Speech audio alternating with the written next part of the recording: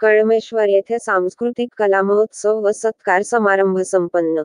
कळमेश्वर येथील ब्राह्मणी फाटाजवळील आशीर्वाद लायन व सभामंडप येथे रविवार दिनांक 28 जून 2024 रोजी विदर्भ शाहीर कलाकार परिषदेतर्फे सांस्कृतिक कला महोत्सव व सत्कार समारंभाचे आयोजन करण्यात आले होते। कार्यक्रमास प्रामुख्याने माजी आमदार प्रकाश गजभिये उपस्थित होते। कार्यक्रमास विविध रंगी कलावंतांनी आपापल्या कला सादर केल्या। कार्यक्रमास 253 मंडळांनी आपली नोंदणी केली। कार्यक्रमाचे सूत्रसंचलन विदर्भ शाहीर कलाकार परिषद कळमेश्वर येथील महासचिव अरुणभाऊ वाहाणे यांनी केले। विदर्भ शाहीर कलाकार परिषदेचे केंद्रीय अध्यक्ष मनीषजी भिवगडे व कार्याध्यक्ष अलंकारजी टेंभुर्णे हे प्रमुख पाहुणे म्हणून उपस्थित होते। विदर्भ शाहीर कलाकार परिषदेचे नागपूर जिल्ह्याचे अध्यक्ष दयालजी कांबळे यांच्या अध्यक्षतेखाली संपन्न झालेल्या कला महोत्सवात नागपूर, वर्धा, अमरावती भागातून असंख्य कला मंडळ सहभागी झाले।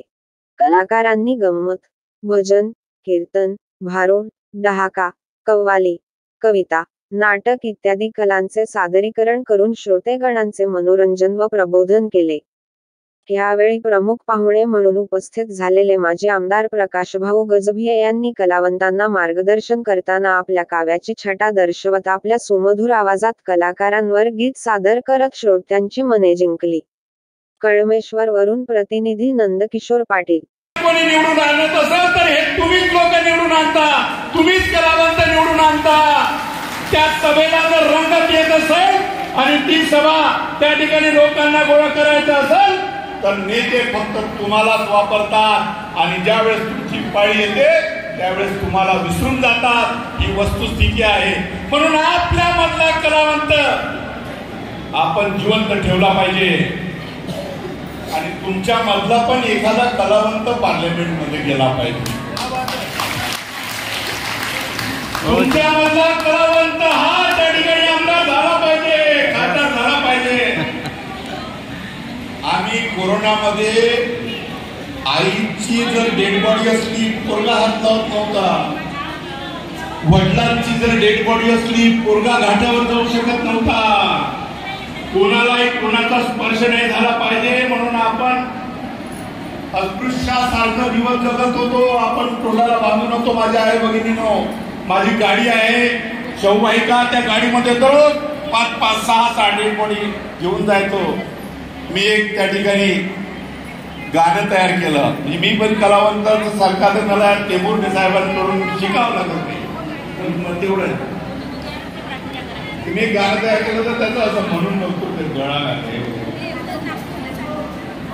तेरे मेरे बीच में, तेरे मेरे बीच में कैसा है आया कोरोना, तू ही कोरोना जल्दी मरो ना, तू ही कोरोना जल्दी मरो ना। ए शरदराव आए, उद्धव जी आए,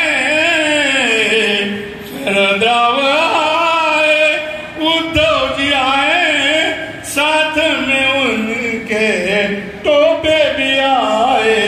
आरोग्यमंत्री होते ना त्यावेळेस ते फिरत होते। माझ्या आई भगिनी रस्त्यावरती येत नव्हत्या।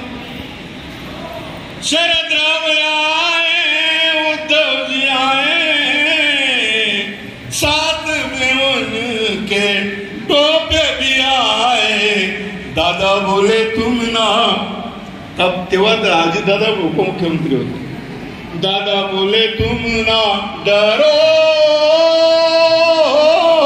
ना, तू ही कोरोना जल्दी मरो ना, तू ही कोरोना जल्दी मरो ना। तेरे मेरे बीच में, तेरे मेरे बीच में कैसा है ये आया कोरोना।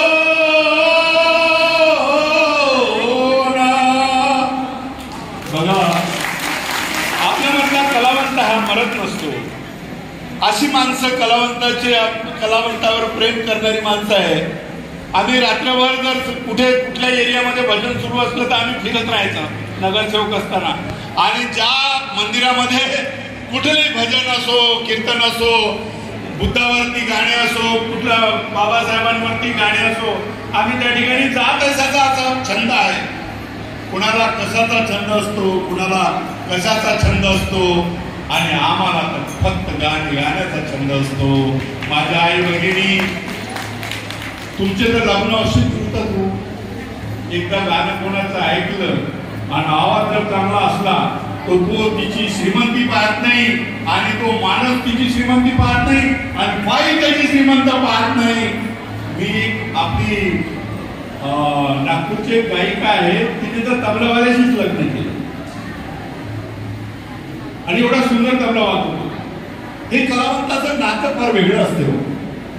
आणि तुम्ही जसे गाताना तुम्हाला वाटतं तुझ्यापेक्षा मी चांगली गायली पाहिजे, ही स्पर्धा आपल्यामध्येच असते, आणि त्याच्यामधून चांगले कलावंत निघतात. आणि कलावंत निघून या कलावंत पूर्ण देशाला, राज्याला, एका खेड्यामध्ये एखाद्या गावात मधला जर एखादा टेंबोर्णी असला ना, तर निश्चितच त्या ठिकाणी त्या गावाला रंगत येते. त्याच्या नावाने त्याचं गाव मोठं होतो. तुम्ही माझा महाराष्ट्र मोठा केला ना माझ्या आई वडिलांनी गाणं गाऊन. म्हणजे देशाच्या पातळीवर त्या ठिकाणी गाणं त्या ठिकाणी म्हणणारी माणसं ही मोठी झाली पाहिजे. मला मनातून वाटते की या कलावंतांना, खऱ्या अर्थांना न्याय मिळाला पाहिजे. 70 नाही तो मरेपर्यंत त्यांना पेन्शन मिळाली पाहिजे. काय त्यांना मरेपर्यंत त्यांचा जर मुलगा त्यांना साथ देत नसेल, तो 70चा झाला असेल, 75चा झाला असेल, 60चा झाला असेल, त्यांनी काय गुन्हा केला जीवन जगण्याचा?